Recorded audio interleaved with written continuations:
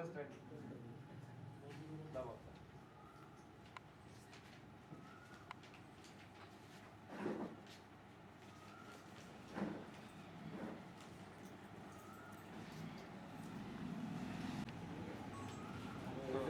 ఒకసారి రావద్దు ఏం కాదు సార్, రెగ్యులర్ అయితే కాల్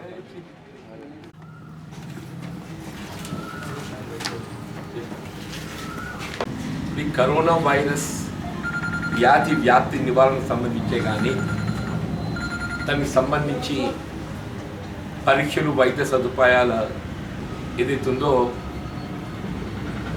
ఒక విధంగా చూస్తుంటే ప్రభుత్వం చేతులు ఎత్తేసి ప్రజల నెత్తిని భారం పెట్టినట్టు కనబడుతుంది. ఇలా వాస్తవంగా ఇది రాజ్యాంగ పరంగా ప్రభుత్వ బాధ్యత అయినప్పటికీ కూడా ప్రభుత్వం తన బాధ్యత రాహిత్యాన్ని, తన కర్తవ్య నిర్లక్ష్యాన్ని ఏదైతున్నదో ఇవాళ స్వయంగా రాష్ట్ర అత్యున్నత న్యాయస్థానం తెలంగాణ రాష్ట్ర హైకోర్టు ఏదైతుందో మందలింపు చేయటం అంటే కేవలం మందలింపే కాదు, ఘాటుగా స్పందించడం చూస్తుంటే రాష్ట్రంలో హెల్త్ ఎమర్జెన్సీ విధించాల్సినటువంటి ఒక సమయం ఆసన్నమైనదిగా కనబడుతుందని చెప్పండి.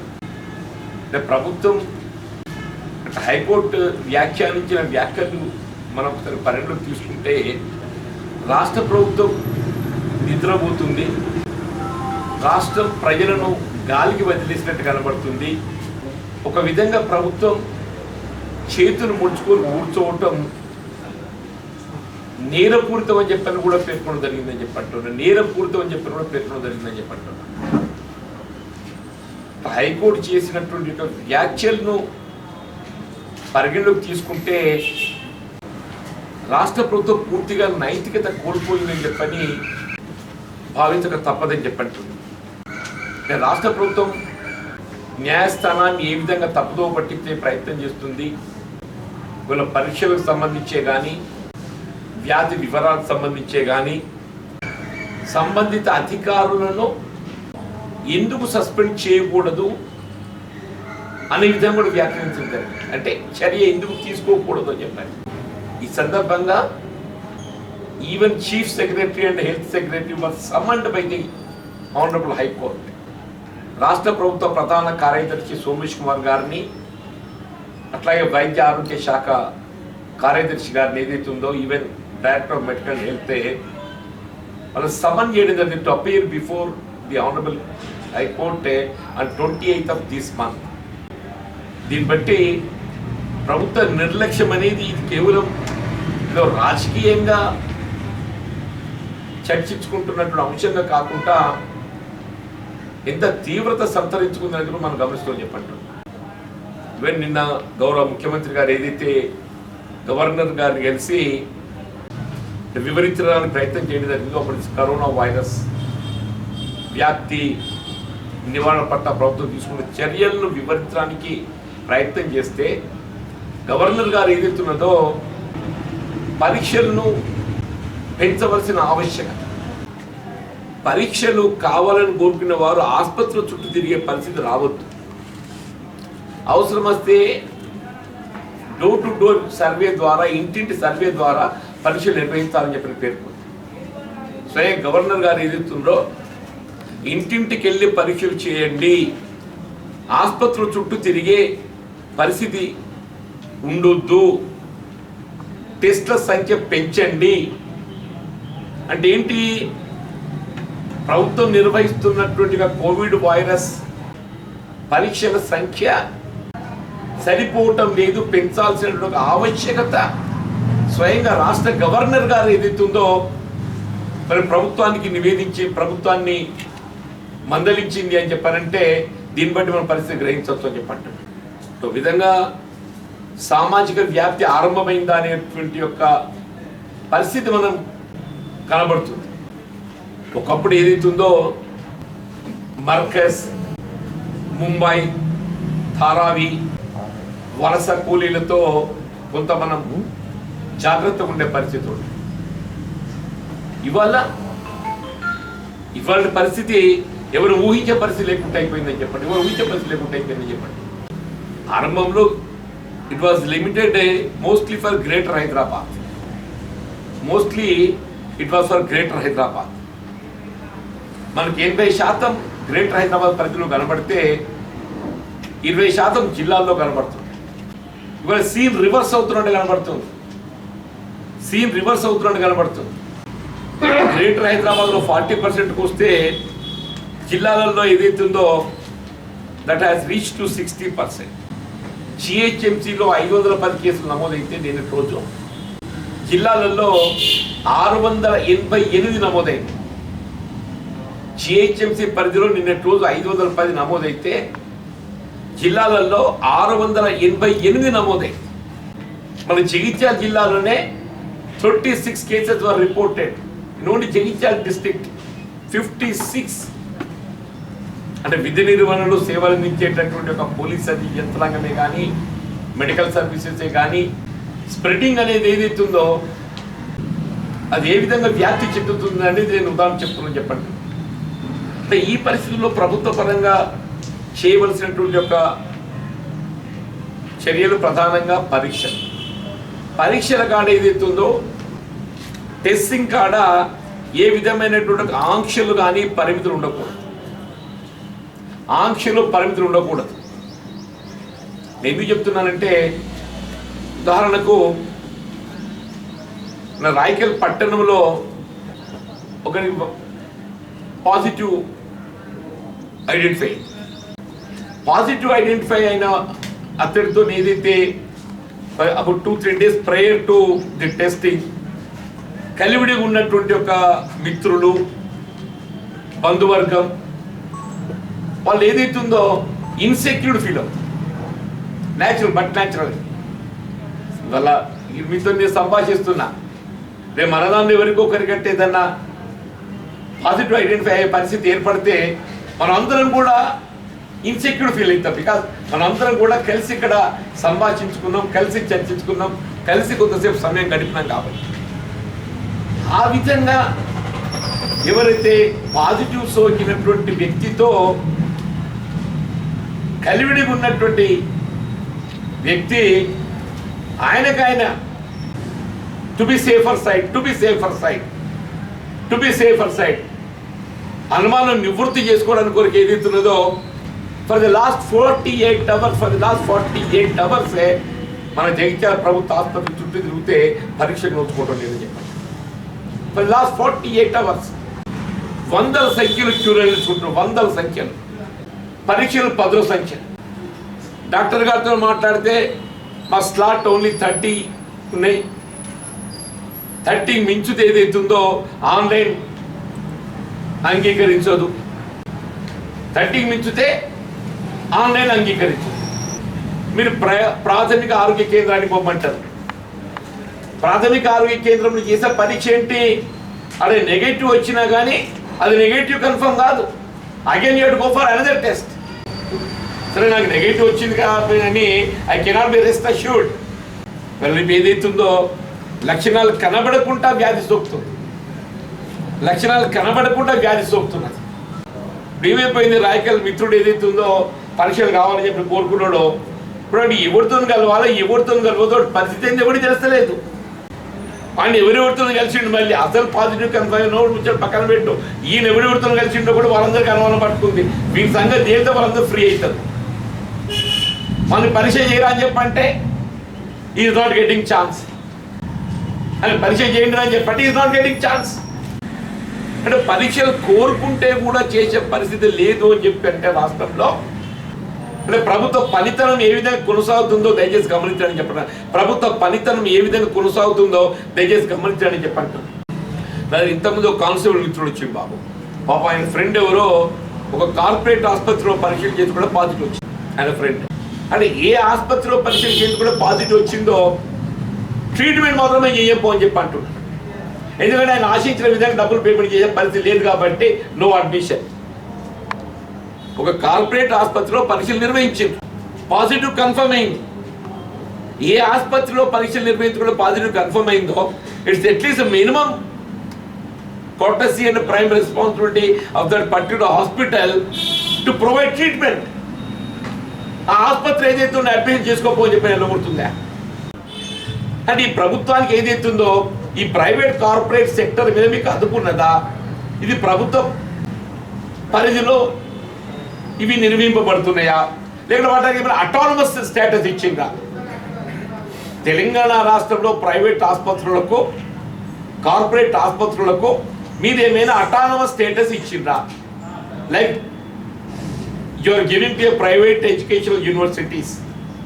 మీరు ఏ విధంగా ప్రైవేట్ ఎడ్యుకేషనల్ విశ్వవిద్యాలయాలకు మీరు అటానమస్ స్టేటస్ ఇస్తున్నారో ఈ కార్పొరేట్ ఆసుపత్రులకు మీరు ఏమైనా అటానమస్ స్టేటస్ ఇచ్చిండ్రా?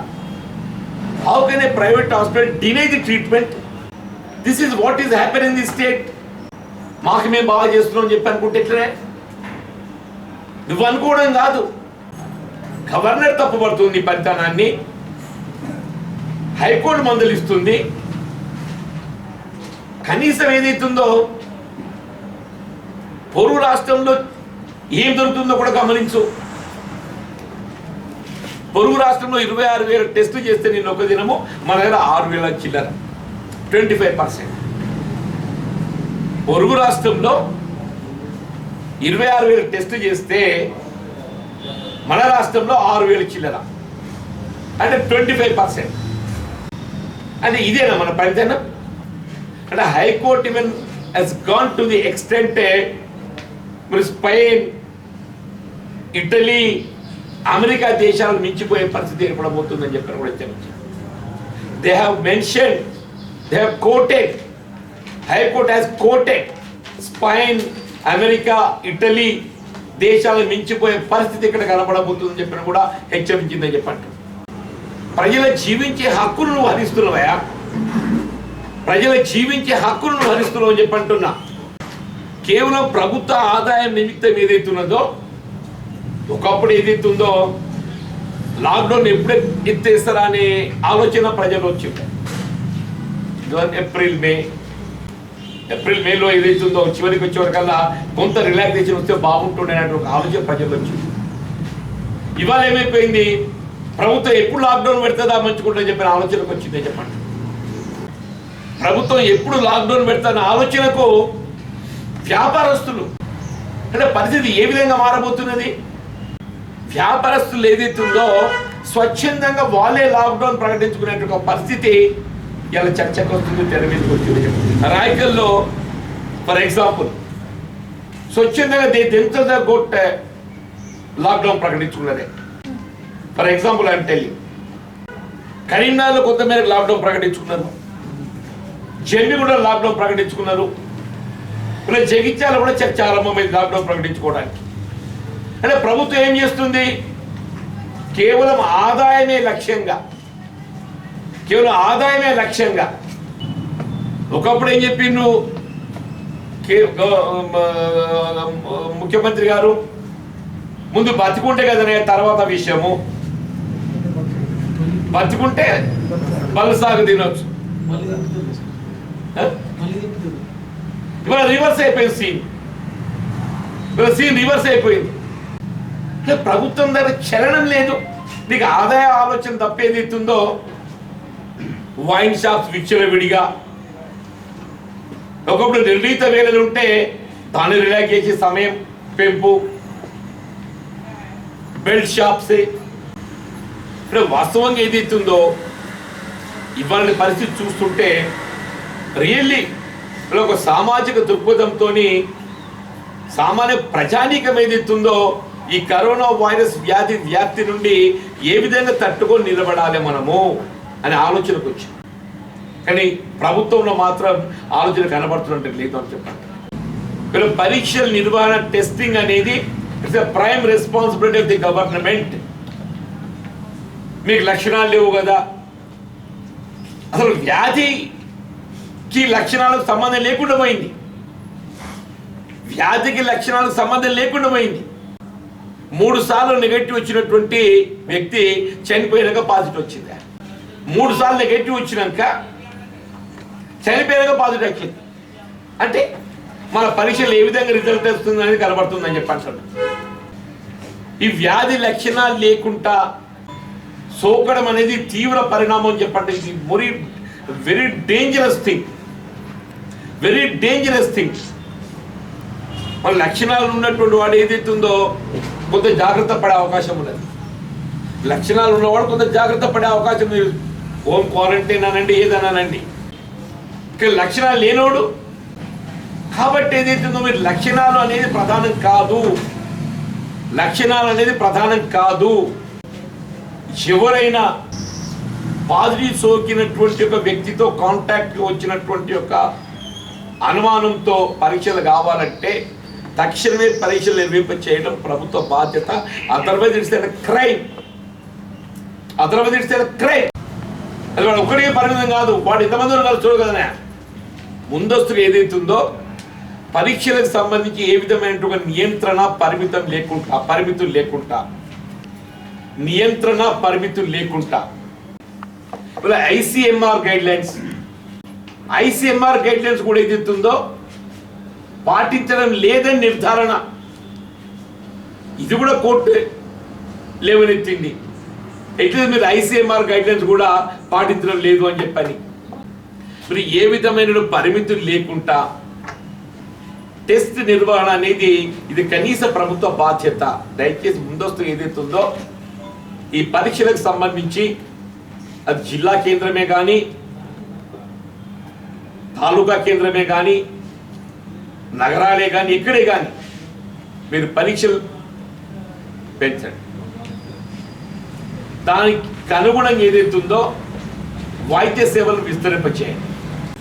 వీళ్ళు ప్రభుత్వ ఆసుపత్రుల్లో విశ్వాసం కలిగింప చేయటానికి చర్యలు చేపట్టండి. ఇలా కార్పొరేట్ ఆసుపత్రులు ఏవైతే ప్రైవేట్ ఆసుపత్రులు ఉన్నాయో వాటిపై ఏదైతుందో ప్రభుత్వ అజమాయిషి మీ పరిధిలోకి తీసుకోండి. Otherwise they are feeling their hospitals are autonomous. చివరికి ఇట్లయిపోయింది కదా అంటే ఒక కార్పొరేట్ ఆసుపత్రిలో సేవలు అందిస్తున్నటువంటి ఒక నర్స్ వ్యాధి సోకితే ఆ ఆసుపత్రిలో ట్రీట్మెంట్ ప్రభుత్వ ఆసుపత్రి పోమని చెప్తుంది. కార్పొరేట్ హాస్పిటల్ వల్ల ఒక సపోజ్ నేను ఫార్మర్, నాకు ఫార్మ్ సర్వెంట్ ఉన్నాడు. నా ఫార్మ్ సర్వెంట్ ఏదైతుందో బీమార్ అయింది. నా బాధ్యత is masters responsibility to get a treatment to his employee. మీరు ఒక పరిశ్రమ యజమానే కానీ ఎవరైనా కానీ చెప్పంటున్నాయి, ఒక కార్పొరేట్ ఆసుపత్రిలో సేవలు అందిస్తున్నటువంటి ఒక నర్సింగ్ స్టాఫ్కు మీరు వ్యాధి సోకితే ఆ కార్పొరేట్ ఆసుపత్రి సేవలు అందించకుండా నువ్వు ప్రభుత్వ ఆసుపత్రికి పోవని చెప్పని పేర్కొనడము ఇంతకంటే దురదృష్టం నేను ఇంకేముంటుంది. Why did you seize that hospital? Why did you seize that hospital? ఎందుకు ఏం చేసుకొస్తున్నావు? వాడికి నీకు సంబంధం ఏంటి? లాభం ఏంటి? కరోనా వైరస్ పరీక్షలే కానీ వైద్య సదుపాయమే కానీ ఆరోగ్యశ్రీలో చేర్చాలనేది ప్రథమ డిమాండ్. మన పొరుగు రాష్ట్రం ఆరోగ్యశ్రీలో చేర్చింది. మన ధనిక రాష్ట్రం